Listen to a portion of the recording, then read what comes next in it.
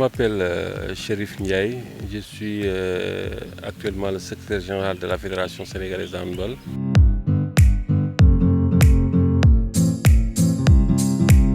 waaw pour wax lépp nag moom day xaw a jafe trop parce que au début joueur laa woon donc joueur laa woon j'ai joué au handball. Ensuite bi ma demee ba gis ne fii parce que dëkkuma woon Guédiawaye ma dox see Guédiawaye gis naa avait une forte demande ci xale yi nga xam ne ñu ngi dëkkoon man sama wet c'était des enseignants ay amoo 3 te ñoom ñu ngi doon jouer ci IASU yi et que demoon nañ ba dépassé niveau demoon na ba dépassé IASU il fallait ñu créer leen benn cadre boo xam ne nañ mën a exprimer wu loolu moo tax en 1989 ma créé woon Golf Handball Club. Golf Handball Club ñoom après ñu nekk ci nag di évoluer ñuy def ay formation yi ba club bi dem ba am doole après dem yéeg première division ñu créé section masculine bi aussi gagné li ñu war a gagné Sénégal yëpp ñu gagné ko. léegi après loolu comme dama defaat aussi formation arbitrage ma topp arbitrage bi ba nekk international ci arbitrage après ñu dénk ma la commission fédérale des arbitres et secrétaire chronométreur donc foofu tamit yoroon naa fa amoon naa fa ndomb tànk man maa nekkoon président arbitre du Sénégal pendant un temps assez long donc ci fonction yi après loolu ma nekk fi en 2014 président ligue bi ñu defee élection yi ñu élire ma comme président de ligue mais quelques mois après ñu def assemblée générale fédération ñu élire ma secrétaire général comme ñaari fonction yooyu c'est pas cumulable ma démissionné au niveau de la présidence de la ligue sama vice-président continuer man ma nekk secrétaire général fédération.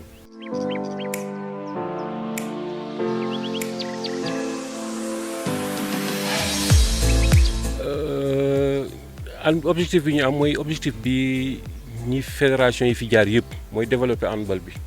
fexe ba handball bi laaw ci j'espère que mot bi baax na j'espère que handball bi nekk fépp partout au Sénégal ci 14 régions yëpp donc on a réussi à ce que handball bi nekk ci 13 régions yi léegi benn région moo ci des mooy région de Matam et que ñu ngi ci tànk yooyu pour mettre en place la ligue de Matam fexe ba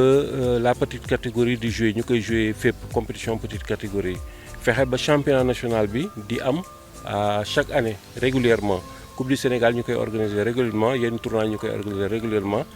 teg ki nag compétition internationale yi aussi xale yi di dem mag ñi di dem.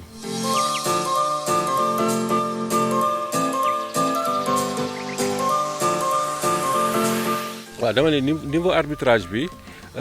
niveau handball bi ak pratique de masse handball bi da koy impacter li ci des aussi mooy. non respect wu règlement yi nga xam ne moom la ñu teg en place pour am ay candidats à la formation des arbitres parce que règlement bi dafa wax ne équipe buy affilié wala buy réaffilié wu da nga war a indi 2 personnes yoo xam ne dañ leen di former pour que ñu mën a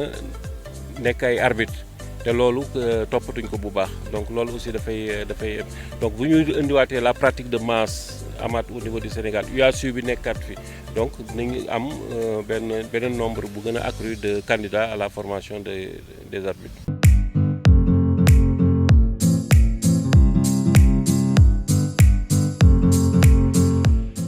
waaw solution mooy li ma wax léegi rek il faut que ñu indiwaat règlement boobu nga xam ne kenn respecté tu ko ensuite il faut ñu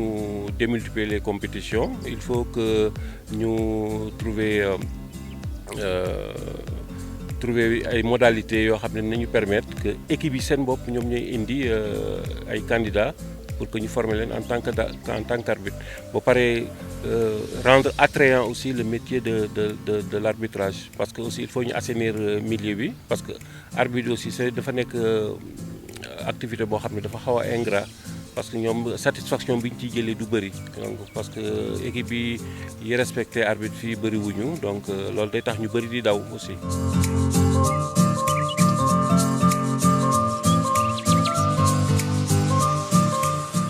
distribuer en fait moom mooy xam nga au niveau national c'est la fédération au niveau des régions ce sont les ligues au niveau des départements ce sont les ligues ñooy organiser handball donc ligues yi district yi ñoom ñoo yore handball au niveau départemental bu ñu leen installé ba pare par arrêté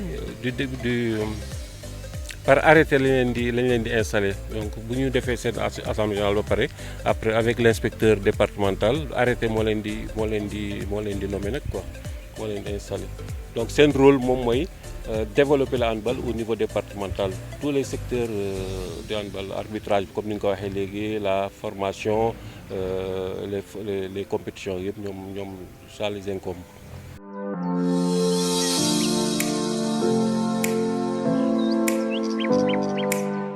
am nañu yeneen activités yu ñu doon def parce que on a reçu les clubs parce que Guédiawaye 5 clubs lañu on les a reçus on a fait un appui financier on a fait des appuis matériels à ces clubs-là donc organiser par exemple pour le moment la commission sportive def na benn plan def na benn calendrier de compétition donc bu ñu génnee ci stage bi ñu dérouler calendrier de compétition boobu donc bii mooy effectivement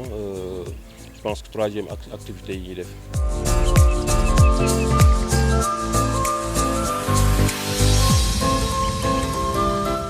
handball local au Sénégal ñu bëri ñu ngi wax handball bi doxul mais damay mettre en porte-à-faux ak ñoom parce que handball bi depuis très longtemps gëj nañu gis régularité championnat national bu régulier depuis nga toog ay 10 ans di organiser régulièrement un championnat national sans interruption am na ci benn année mu am couac mais organiser nañ ko quand même ba à la fin ça fait très longtemps ñu gëj a gis des équipes nationales de jeunes di participer régulièrement aux compétitions africaines. C'est la première fois ñuy gis une équipe nationale du Sénégal féminine mu dem championnat du monde et régulièrement l'équipe féminine di dem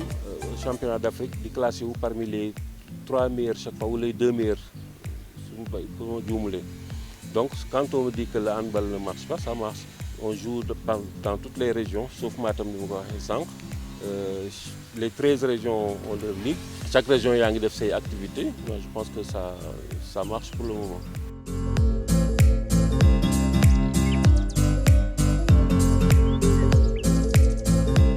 projet yi ñu am pour équipe bu banlieue mooy mutualiser les forces parce que forces yi dafa éparpillé wu ñoom ñëpp kenn amu ci doole li ñu bëgg mooy mettre en place une équipe communale boo xam ne dina am doole trop pour mën a jouer les premiers rôles au Sénégal et mën a di am assez de moyens maintenant pour mën a dem en Afrique représenter le Sénégal et la ville de Guédiawaye.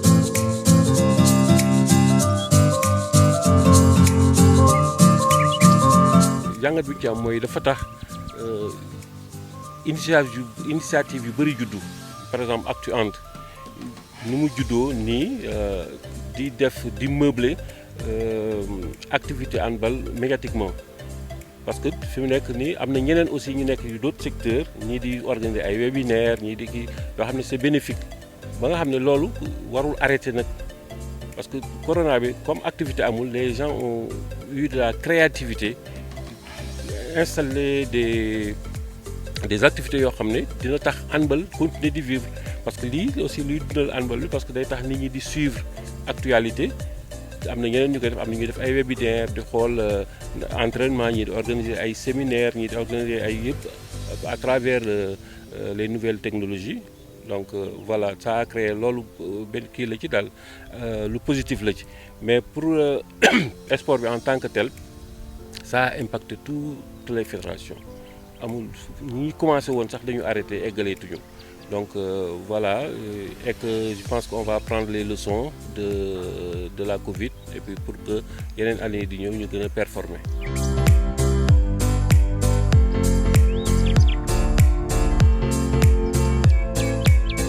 message bi ma bëgg a lancer mooy xam nga ñun ñëpp dañuy œuvrer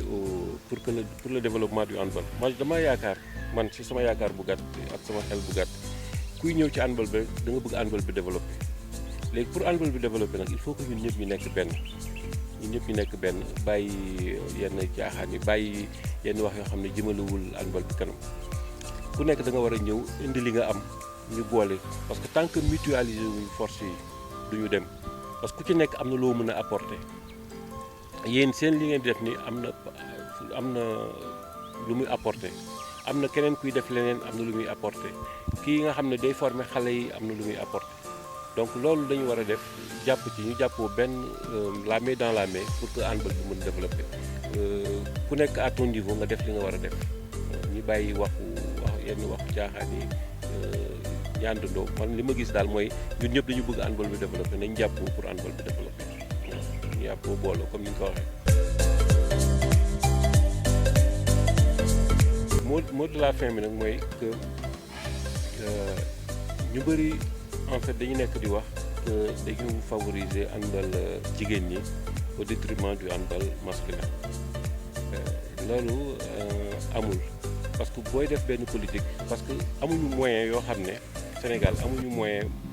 boo xam ne mën nañu permettre ñu jàppandoo ci ñaar yëpp pour que ñaar yëpp àndandoo dem da ngay commencé benn ba mu nekk vitrine comme ni ñu commencé ak jigéen ñi ba jigéen ñi léegi vitrine lañu fu ñu wax handball féminin en Afrique même dans le monde Sénégal dañ ko ci wax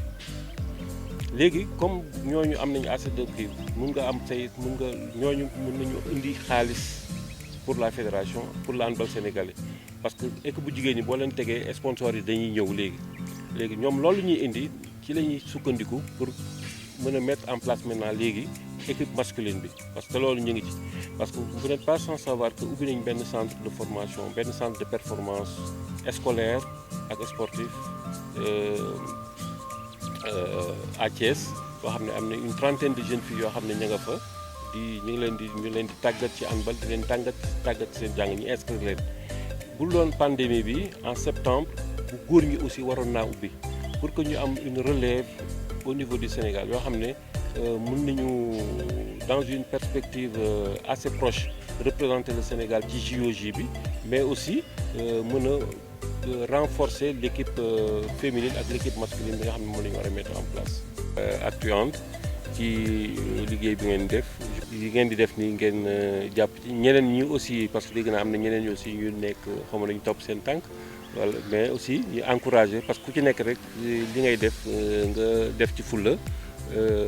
nit ku buy def dara ba ñeneen gis ko di ci roy da ci war a sant yàlla aussi